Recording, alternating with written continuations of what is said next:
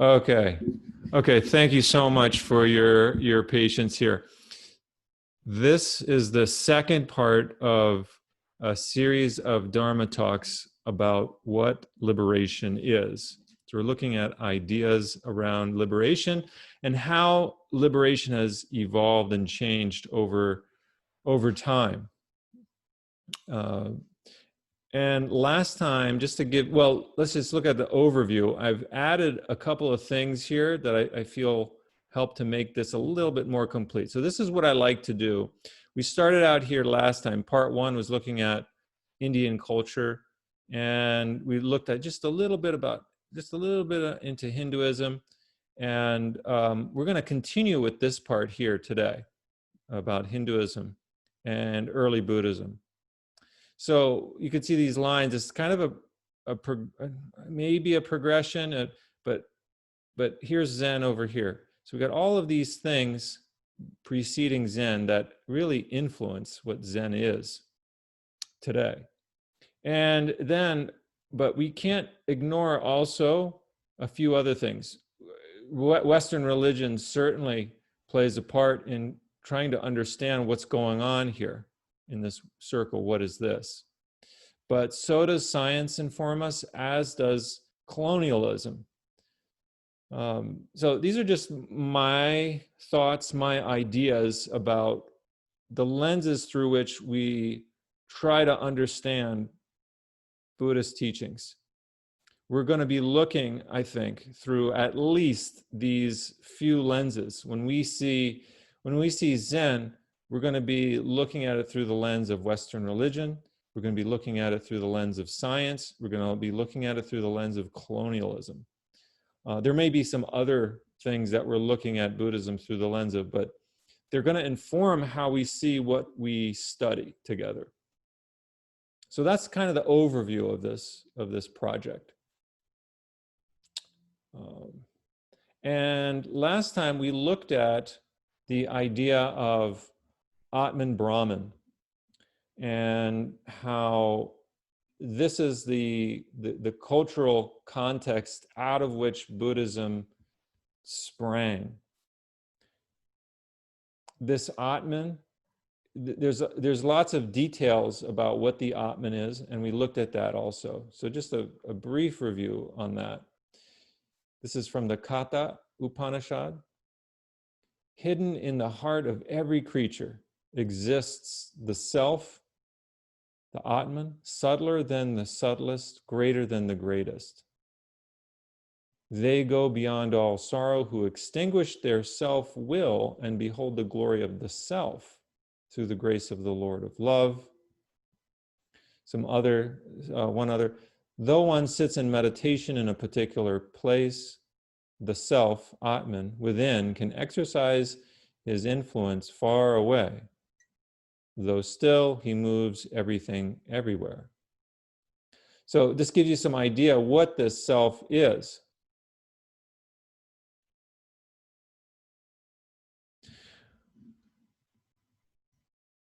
When the wise realize this Atman, formless in the midst of form, changeless in the midst of change, omnipresent and supreme, they go beyond sorrow. So this is kind of one definition of what liberation is referring to. And I would suggest even perhaps the Buddha was looking for this Atman. And it's not just enough to have an intellectual understanding of it. What we're doing is kind of getting an intellectual grasp on it. But what I think folks in the time of the Buddha and even pre-Buddha we're getting a real sense of this Atman from a heart center as opposed to an intellectual head center. So we're trying to understand this to kind of create some context for Buddhism. But we have to keep in mind that this kind of liberation of understanding Atman is profoundly deep and subtle. This realization that Atman is Brahman.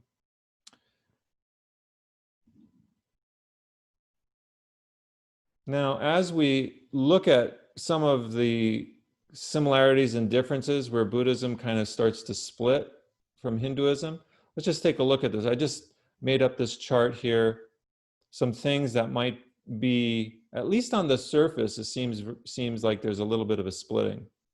But as far as this seeking out of liberation, this seeking out of this Atman, the true self, it was done, at that time, in the time of the Buddha, it was mainly done by men.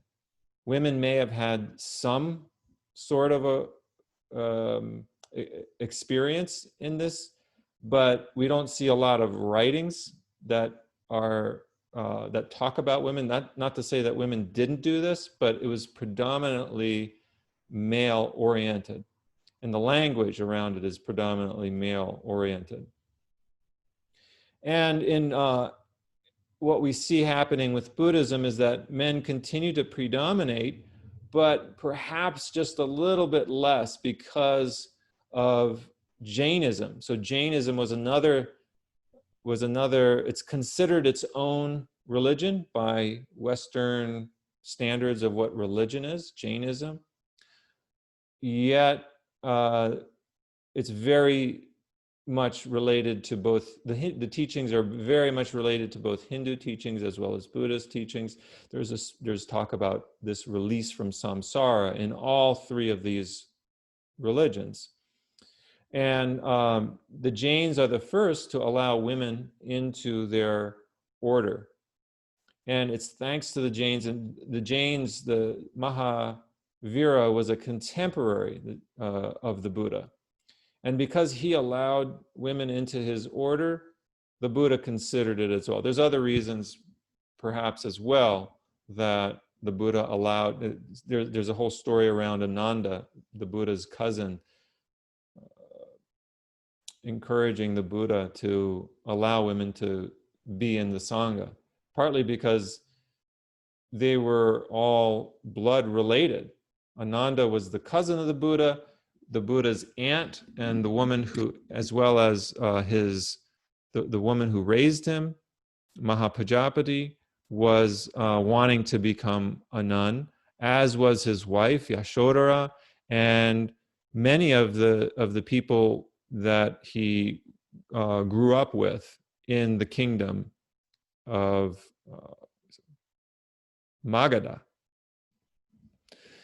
And so there was a lot of pressure, family pressure to, the Buddha was supposed to be he was supposed to protect their Magadha, the land of Magadha, and he threw off his responsibility to become the next king. And so that left, without a king in place, that left the kingdom of Magadha very vulnerable. And the neighboring countries all knew that. They knew, oh, the prince that was supposed to lead Magadha has abandoned his responsibility, and we can go in and attack. And that's what neighboring kingdoms did. And so you have all of these people in the kingdom of Magadha who feel that vulnerability, and they decide to join the Buddha because that's where their prince is. That may have been one of the reasons why they did that. And so the Buddha was under a lot of pressure to allow them in, to take care of them, in a sense. In Hinduism, you have this searching for liberation mainly reserved for the Brahmin caste, whereas for the Buddha, even not only is liberation open to any of the castes, but even the untouchables, which is not even considered a caste. So these are the people that dealt with perhaps corpses, with filth, with things that were considered polluting.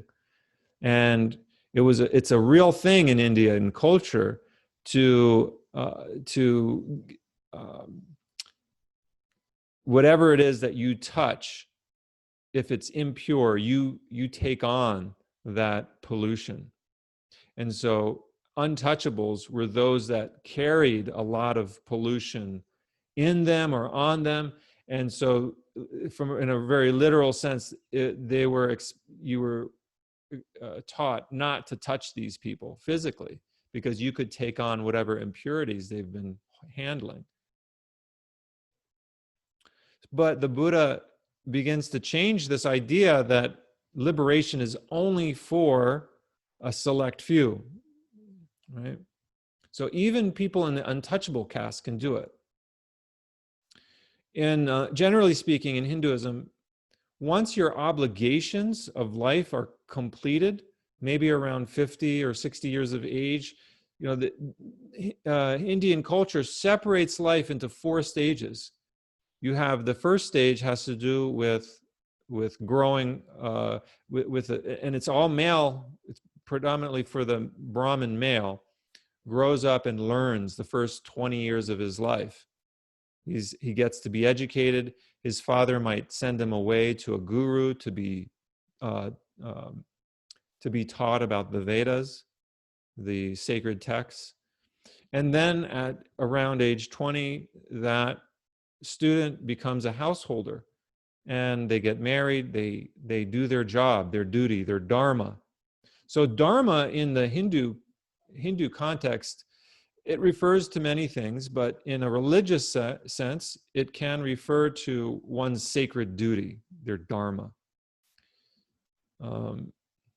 Now, the Buddha, he forsakes this idea of dharma as a sacred duty. If he had upheld it, he would have continued on to become a prince, or a king rather. But instead, he decides to shave his head and renounce his dharma, which, from a liberation from a kind of a pre-Buddhist idea, meant that you followed your dharma fully, you followed your dharma completely, you did your job, you did your sacred duty, and that would get you to liberation. And the Buddha says that's not necessarily going to get you to liberation, just simply following your dharma. And he begins to teach the Buddha Dharma. So these teachings will get you to liberation. The teaching of there is suffering, there is a cause, there is an end, and the Noble Eightfold Path gets you there. And that path, that four Noble Truths, is open to anybody, any whatever position they happen to be in life. And we have to keep in mind that in 25 centuries ago, people stayed, generally speaking, within their caste. They didn't necessarily hop around easily. There wasn't perhaps a lot of mobility in the 4 castes, at least as I understand that. In Hinduism, this idea of Atman, this true self, what we just talked about, is assumed to be real. It's taken for granted. And yet the Buddha teaches that he teaches an Atman, an meaning a prefix for not or no. So there's no self. However, I think we have to be careful on this point, because this is coming from almost a strictly philosophical sense. Because if you read more Dharma, Buddha Dharma, if you read more of the Buddha Dharma, you see vestiges of Atman in it. In Zen teachings, you see a lot of vestiges of this idea of the Atman. And so we can't lose sight that this is a kind of a philosophical perspective, but when it gets down to the heart of practice, we might see a lot of overlap. And while Zen teachings and Buddhist teachings forsake the idea of Atman, still we find vestiges of it present in Zen and in Buddhism.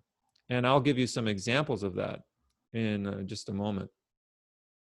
The other thing is that the Vedas, these are the spiritual teachings within Hinduism, are considered authoritative for Hindus, whereas the Buddha rejects the Vedas as authoritative.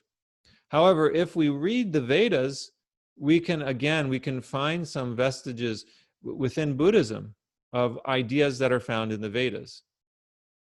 So it seems like on the surface level, there's this kind of a splintering, but we have to remember, so we're coming at looking at Buddhism and Zen from a Western perspective, through Western lenses. And we tend to see religions as having thick boundaries between them, so that there's not a lot of overlap between Christians and Jews and Muslims. And so we bring that, I mean, we might see some similarities there and differences, but really there's pretty thick walls there on a certain, maybe even an unconscious level. Now, we have to be careful, because when the idea, even the names Hinduism and Buddhism are a result of Westerners looking and exploring Indian culture and naming these things Hindu and Buddhist. The names Hindu and Buddhist didn't appear until, I want to say, a couple of hundred years ago at most. Hinduism has to do with the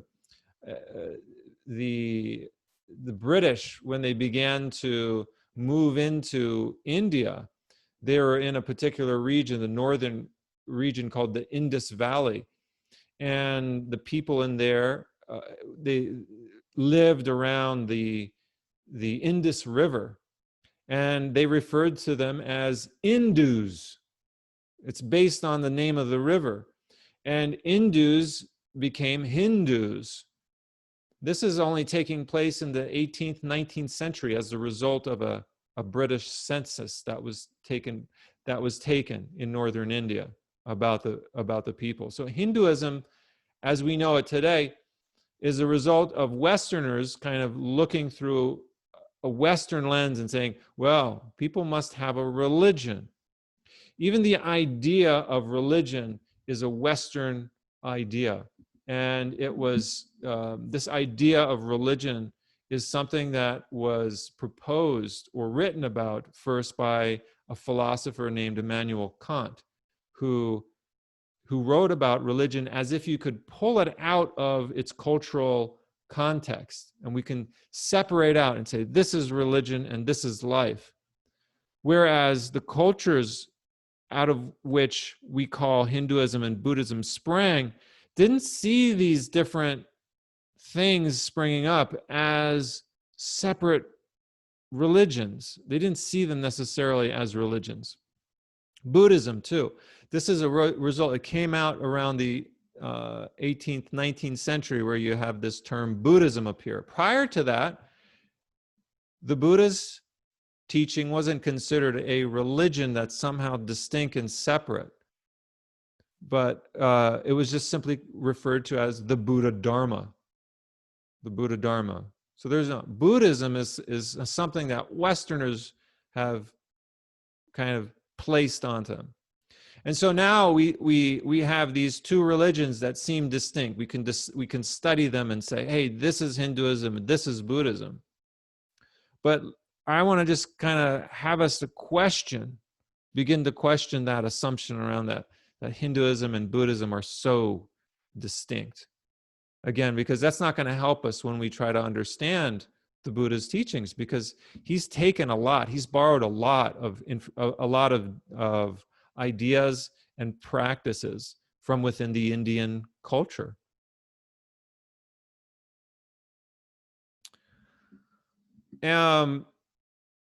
Here's another thing, is that as while it appears that Buddhism begins to kind of branch off and be its own distinct thing, and maybe perhaps from a certain angle it is, Hinduism also changes. And so we see changes here in Hinduism. The path to liberation broadens. So whereas back here I mentioned that anyone, even untouchables, were allowed to join the Buddha in his Sangha, in his community. But for Hindus, it was reserved for the Brahmin caste. But there's a change that takes place. There's a change that takes place in India.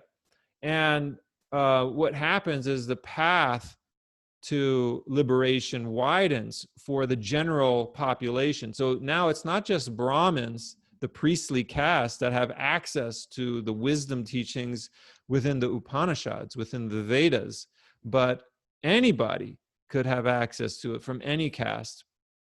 And these are verses that you see here that are from the Bhagavad Gita, the Song of the Lord, where the warrior Arjuna is having this conversation with Krishna, the God, about who's better, the renunciant or the devotee. The renunciant is one who forsakes all of their possessions. They enter into homelessness. They practice asceticism, versus the householder, the one who stays within the family, that has a job, that has a family. Which one is more suited, he asks Krishna, the God, for liberation? So the first one, it says, verses, this is from chapter 12, verse 1. Which devotees are better established in yoga? So yoga here is a complex word that can mean many things. But let's just, for our sake, think of yoga in terms of liberation from the cycle of suffering, liberation from samsara. Which devotees are better established or more likely to attain liberation? Those of steady devotion who worship you manifest in one form or another, or those who worship you as the formless and unmanifest one? So that's the question he asked. And so we can imagine the people who are devoting themselves to this God Krishna in terms of seeing him as an image. This is referring to those people who have not left the world, that are not deeply philosophically engaged. And the other ones, those that worship God in the formless, as the unmanifest, as Brahman, right? Those are the ascetics. Those are the ones that have left the world, that practice meditation for long hours, maybe very deeply. And so the question, this kind of conversation with God Krishna, is asked, which one is more suited? Which one is better established in yoga? And Krishna responds, those devotees, this is 12.2, those devotees who continuously think of me with zeal, with sincerity, and thus steadily worship me, manifest in one form or another, are perfectly established in yoga. And what of those who worship me? This is 12.3. What of those who worship me in the unmanifest condition? Those are the ascetics. Those are the Brahmins that have left home. Beyond name and form, infinite and indescribable, beyond the grasp of the mind, yet everywhere present, unchanging, immovable, and eternal. This is a reference to this idea of Atman. All right. 12.4. Through such worship, they quiet their senses, become even-minded, and naturally think of the welfare of all other creatures. Certainly such devotees also come directly to me. Right? Then here's the last one, the last line, 12.5. This is the one that really kind of asks us the question, perhaps our assumptions. It says, but those who seek me as the unmanifest choose a more difficult way, because it is very hard for one in the body to reach that goal. So in other words, you can do that. You can practice asceticisms. You could leave home, but it's going to be a more difficult path. The easier path is to worship me in terms of the form, in terms of the manifest, in terms of images. In other words, you don't need to have a deep meditation practice in order to attain liberation. That's the easier way. So if you want to choose the more difficult way, you could do that. It's your choice. But this path is open to anybody, whether they are monks or they are householders. So all this to say is that the path to liberation in Hinduism doesn't stay stuck And now all of a sudden Buddhism is considered like, oh, it's more open to other castes, because Hinduism at the same kind of around the same time starts to broaden its appeal to the masses. And where it really takes off is right here, where there is this openness towards non-home leavers having this opportunity also for liberation. Prior to this time, this is really reserved for an elitist kind of class. And after this time, this is where Hinduism and the Vedas really start to take on a more mass appeal. And it's thanks to this this opening of the doors to others beyond the Brahman caste. Okay, so let's keep that in mind. So, and I think this is important because we don't want to make Buddhism into somehow some kind of a superior path to Hinduism. That's my point here, is that Buddhism has its own kind of separate trajectory, and as does what's become known as Hinduism, has a somewhat different but parallel trajectory going on here.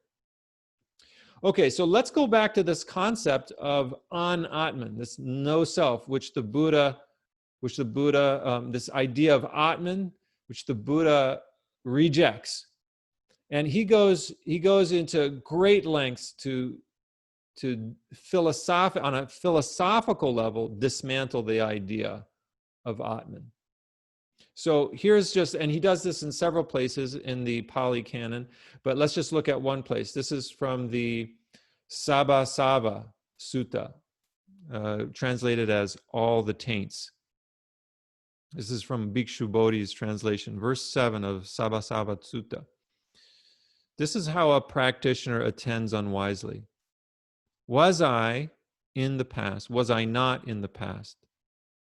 Okay, all of these questions, I want to say that we're like rushing through these, but all of these questions are objects of meditation, right? This is and the Buddha is saying this is how to attend unwisely to your meditation. If you want to attend wisely, don't do these things.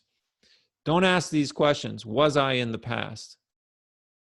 You can contemplate that. That's a question that you can contemplate and think, do I think that? And because we all do on some unconscious level. So the Buddha really is working on an unconscious level here for us. He knows what we do. He has a really deep sense of what we do.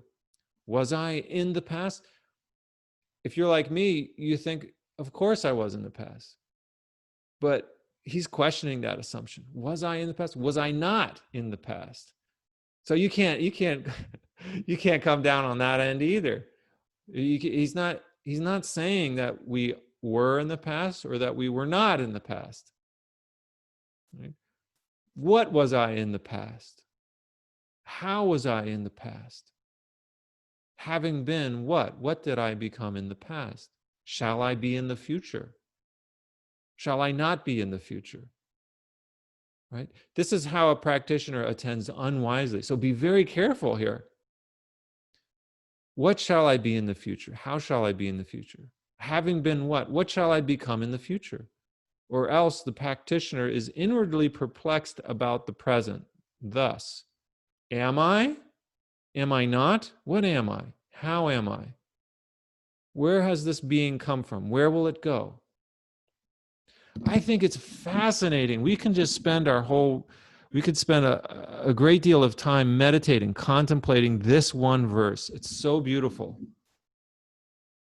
Because we all do this. We all think of ourselves as having an I that is, right?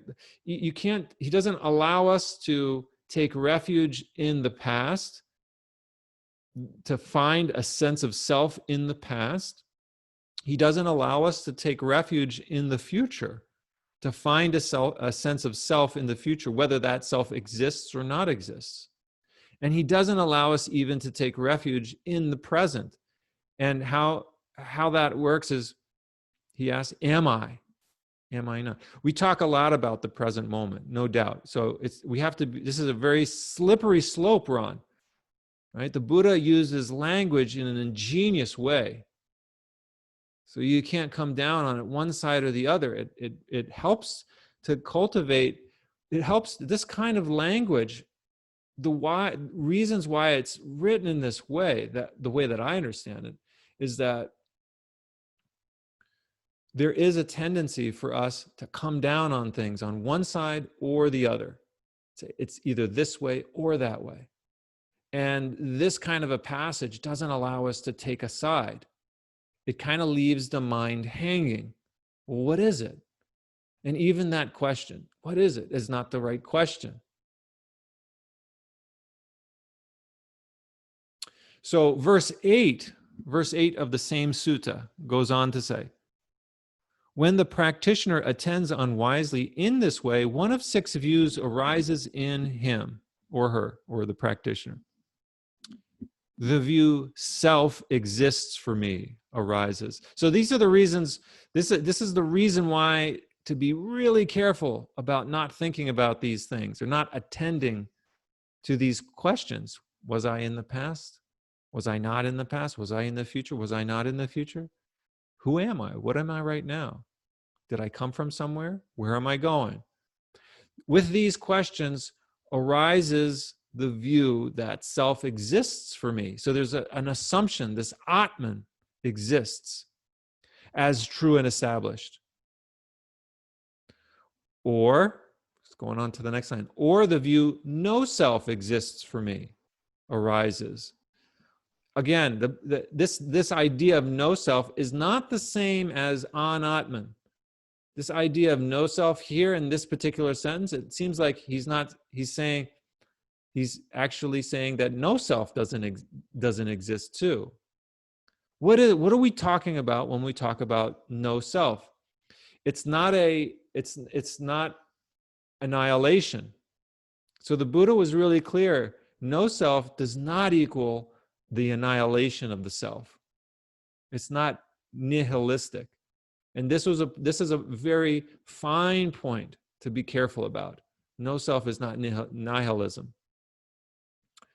The next line is, or the view I perceive self with self arises.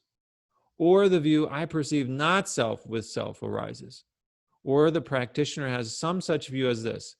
It is this self of mine that speaks and feels and experiences here and there the result of good and bad actions, but this self of mine is permanent, everlasting, eternal, not subject to change, and it will endure as long as eternity. All right, so he's really putting it in there that this idea of Atman, he's kind of trying to shred it to pieces.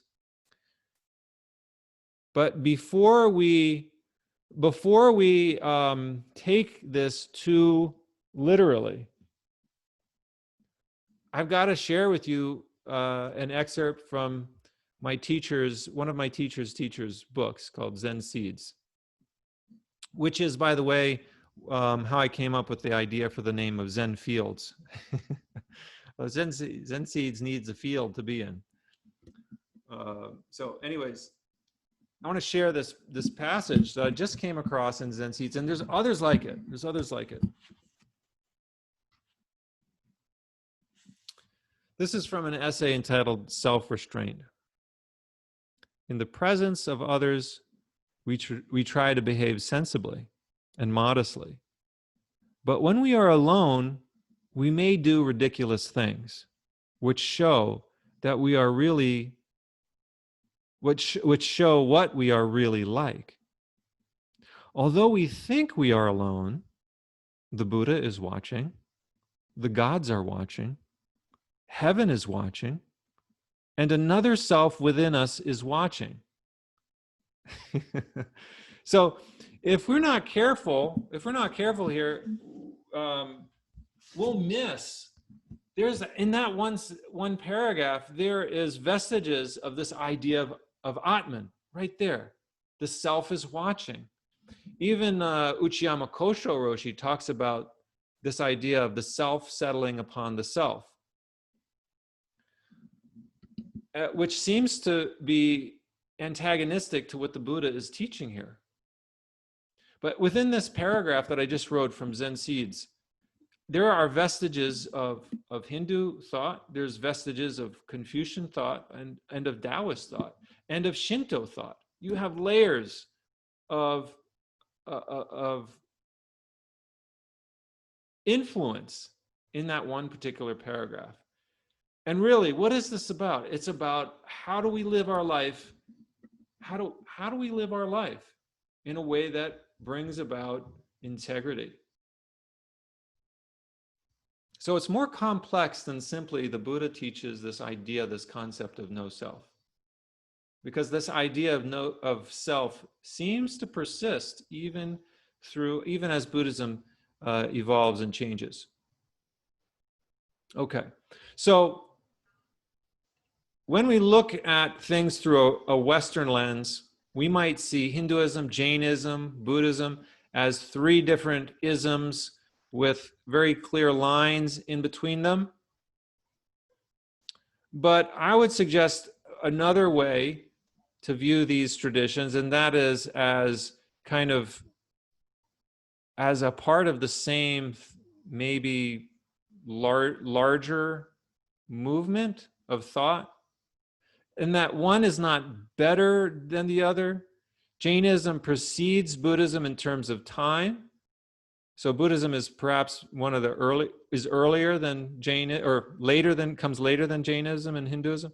But instead of seeing them like three separate kind of trajectories, I kind of tend to look at them in this way. This might be an image that may be helpful for us.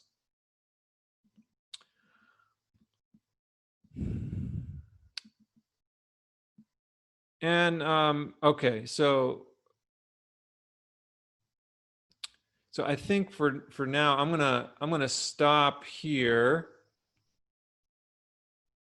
and allow for any kind of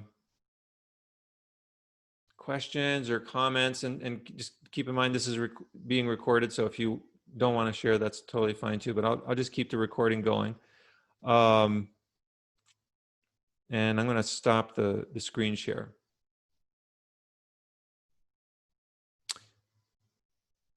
And yeah, so feel free, we could,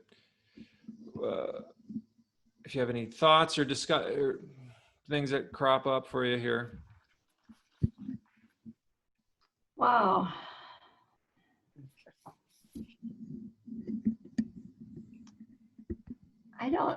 That was so much. I mean, it was kind of mind-blowing.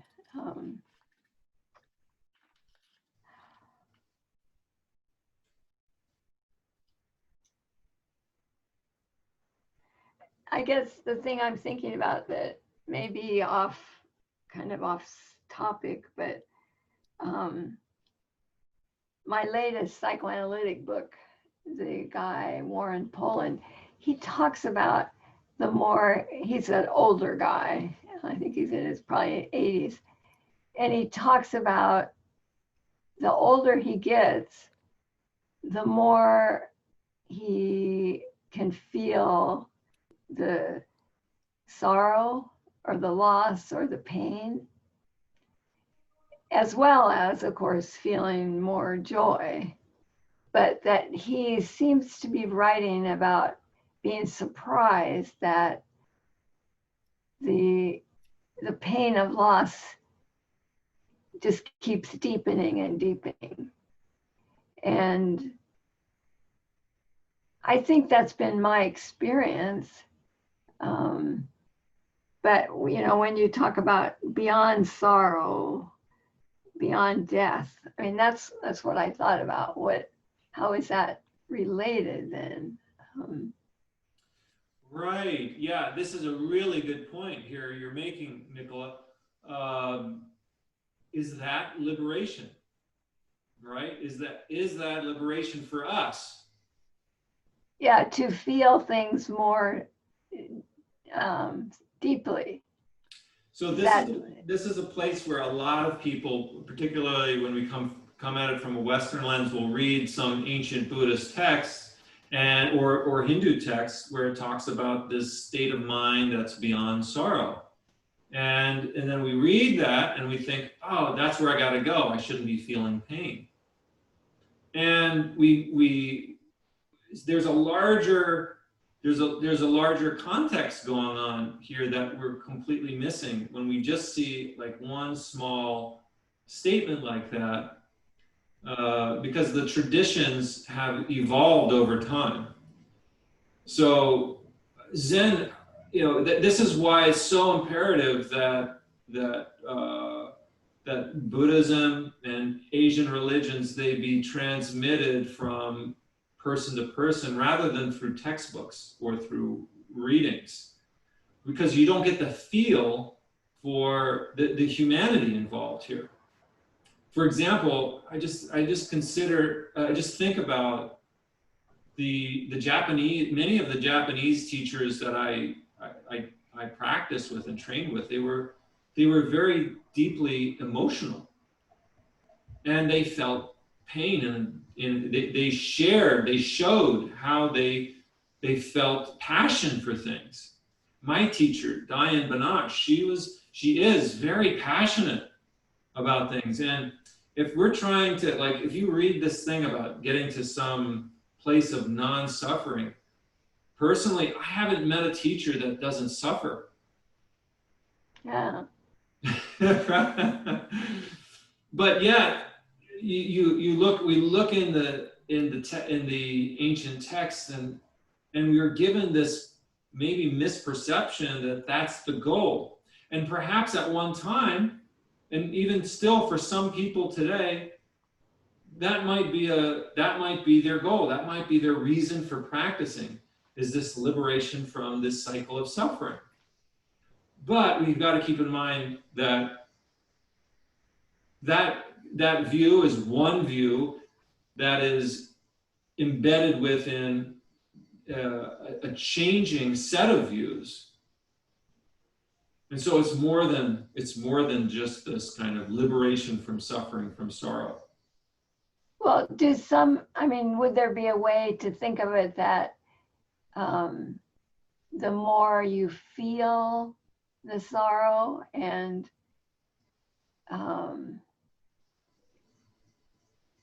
know that that's okay, that's a liberation of its own then? Well, I mean, and here's, I think, where we are indebted to Western influence.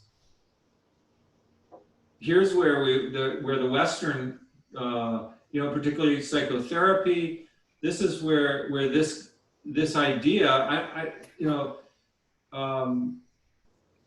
there has been some criticism of Buddhism that we don't talk very much, particularly Asian Buddhism doesn't talk very much about feelings. And so the language that some psychotherapists like, there's a man, John Wellwood, have you heard of him? Mm-hmm. Yeah, he's written about this, about spiritual bypassing. Yeah. And this idea that we can somehow bypass the pain of our lives, and we can use spiritual teachings to justify bypassing suffering. And so he's a person kind of coming forward and warning us, don't do that. That's not what our practice is about. Yet, again, when we read some of these texts, we might get some confusing remarks.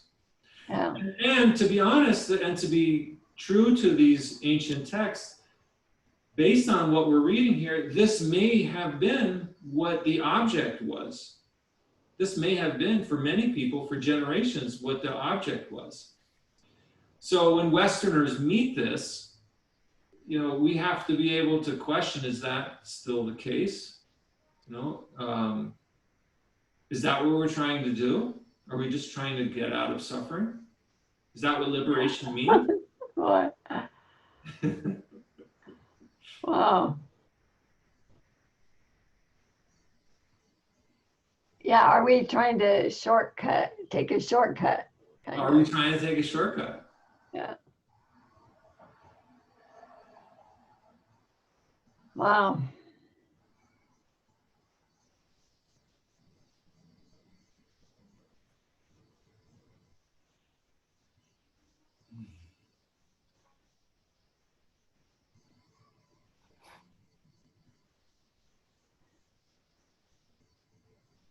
I've got a question about the four castes in Hinduism.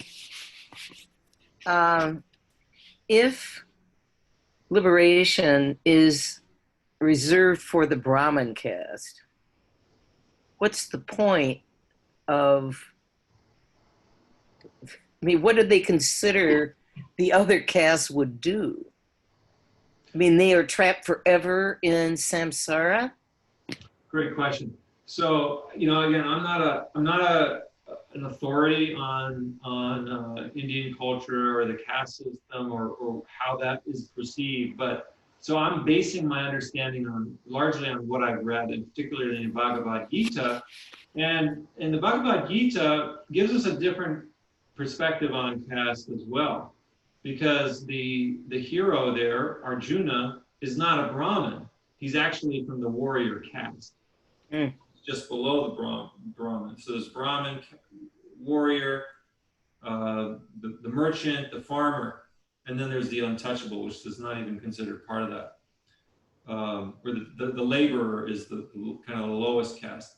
But all of these castes are considered part of Brahma or part of God. They're all part of one of the creation stories. And so they all have access to liberation. However, there may have been, I'm not sure, I don't know the history that well or how this was manifest, but there may have been a period of time, maybe still exists today, where the Brahmins are considered the elitist, and your chances of liberation are much higher if you're in that particular caste. So to be reborn, remember, this is a worldview that believes in reincarnation. It's not a belief. It's taken as for granted that you're going to be reincarnated, that you've had thousands of past lives, and that's how you got to be in the caste that you're in now. It's because of your past deeds, your past karma. And so coming from that angle, your chances of liberation might be much lower if you're in a different caste. But that's not to say you can't attain moksha, liberation, because the whole Bhagavad Gita is about somebody in the warrior caste. And what the God, Krishna, is teaching Arjuna is he's saying that if you want liberation, you've got to carry out your duty, your dharma, fully, 100%. If you want liberation, if you want to break the cycle of suffering, then carry out your duty 100%. In fact, going back to Nikki's point about entering into suffering, we have to keep in mind, if you look at the Bhagavad Gita, it's all about Arjuna having to do something he doesn't want to do. It's all about him. It's not bypassing suffering at all. He's got to enter fully into a job that he doesn't want to do. He's got to fight his own family. He's being asked to fight and kill his own family members. And for good reason, because they stole from him and his brothers. So he doesn't want to. He's dejected. In the early part of the Bhagavad Gita, it goes through his own emotional state. So there's where emotions do come forward. And this is a text that was written as part of a larger epic poem called the Mahabharata that was written, I want to say, around the 2nd century BCE, somewhere in there maybe. Again, I'm not coming at this from a totally scholarly perspective, but let's just say at least 2,000 years ago this was written down. So he goes through this turmoil, and he's fighting his own calling. And Krishna is saying to him, it's through carrying out your calling, whatever that might look like, that you will come to me, which means you'll come to liberation. You'll come to Krishna through following out your duty. In fact, he says, all of this stuff has already been predetermined. It's going to happen anyway. You just got to do it. Yeah. And so he has to fight his own ego and and do the deeds that he's being asked to do by the universe. And in a sense, all of us, this is not just for caste system. I mean, we have to take this out of I think the caste system and the culture that it was written, and apply it to where we are. Because in a similar sense, we all have our own dharma to carry out. Whether, for me, as a Zen priest, sometimes as a father or a son or a husband, we have our roles to carry out and to do them fully, whether we like it or not, is not and we might have some despondency. We might have some feelings of, I can't do this. I don't want to do it. It's not for me. And yet the universe has called us to do this. Here you are. This is your job. Go. You got to do it. Doesn't matter whether you like it or not. That's the parent part that just talked. I just read that psychoanalysis is the study for the patient of what they do not want to know. And that's how I've experienced it. The things I did not want to know. Yeah, and this is the heart of Zen teaching too. Is liberation. There's another view on liberation. Liberation or enlightenment. There's a poem called Faith in Mind, Xing Xing Ming, and the first line of it reads something like, set aside your likes and dislikes. Set aside all likes and dislikes. Put aside your choice, your what you want to have happen and what you don't want to have happen, and then you'll attain enlightenment. Yeah. so it's just like a continuation of the same thread, but it comes under different names. So you've got Zen, you've got Buddhism, you've got Hinduism. We talk about the nuances of the language and stuff, and it can kind of carry us into different paths, and we think they're different things, but there's something here. There's something here that it's pointing us towards. And I think, recognizing what we don't want to do is a part of the path of liberation. That's part of it. Recognizing what we don't want to do. And the discomfort. For Arjuna in the Bhagavad Gita, he has to go to war. He has to fight a battle. And here we think of Buddhism in terms of, coming at it from a Western lens, I've come for peace. I've come to meditate. But meanwhile, meditation, we know through our own experience, we could be having a battle going on right in our mind. And isn't that deceptive to think that meditation equals peace of mind? I mean, that might be a byproduct. And I'm not saying we shouldn't feel peace of mind, but there might be some real struggles going on for any of us trying to do this practice. It's not easy. Like my own teacher, she said when she first started, she said she would recite the song 99 Bottles of Beer on the wall. And she would say her last line would be, would someone ring the ding dang bell and get me out of here? Yeah. Because she didn't want to be sitting, still and in silence for such a long time. It was just like that. So the practice can bring up. That's really where we're at in our practice. Is it brings up our likes, our dislikes, what we want. It helps to kind of bring to fruition us viewing our own egos.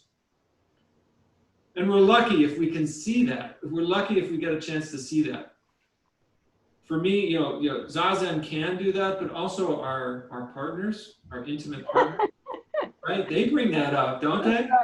I get my lessons daily, and I'm sometimes reluctant to listen and hear what's being said to me. And I'm like, no, that's not right. So we fight, and that's part of it. It's not about like liberation. It's not necessarily about finding some peaceful place. It's not that peace doesn't exist. But there's a struggle there. Yeah. Good. Wow. Thank you very much for all that. Thank you. Yeah, you're welcome. You're welcome. Hey, it's great. So let's pause there. I'll just close with closing dedication. May all beings be